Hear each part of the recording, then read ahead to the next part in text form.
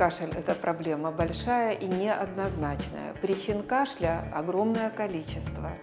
Если кашель возник остро, ни в коем случае не надо начинать лечить его антибактериальными препаратами. Это самая большая ошибка. Антибиотики назначаются сейчас в современных условиях по строгим показаниям, к которым кашель не относится. Препараты все-таки должен рекомендовать врач после осмотра и уточнения причин и характера кашля. В чем отличие сухого кашля от влажного? Прежде всего, влажный кашель сопровождается отхождением мокроты. Но это не всегда у детей столь же демонстративно, как у взрослых, потому что дети эту мокроту проглатывают. Но потому как кашляет ребенок, можно предположить наличие или отсутствие мокроты. Вот разница сухого и влажного – это наличие и отсутствие мокроты.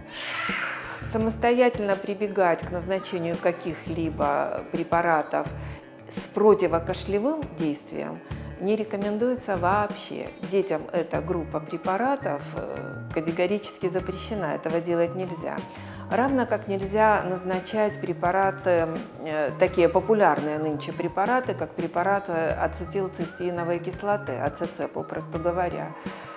Поскольку у детей слабый кашлевой рефлекс, а АЦЦ очень хорошо разжижает мокроту, то применение этого препарата может приводить к заболачиванию легких при слабом кашлевом рефлексе у ребенка.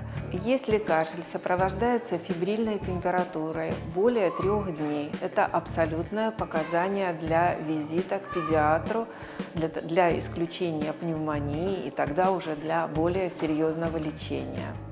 Если кашель навязчивый и сопровождается затрудненным вдохом или выдохом, то это тоже безусловное показание к визиту педиатра. Любая одышка, пациент с любой одышкой, с затруднением вдоха или выдоха безразлично, обязательно осматривается педиатром, поскольку это могут быть неотложные состояния, такие как стенозирующий ларинготрахеид, и тогда ребенку требуется быстрая, даже скорая помощь, и обструктивный бронхит.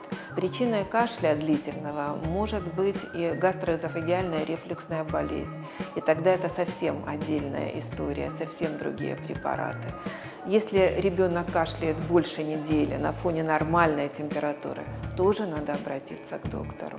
Поскольку по задней стенке стекает отделяемое из носа при аденоидитах, то и это отделяемое может скапливаться и вызывать даже и влажный кашель в этой ситуации.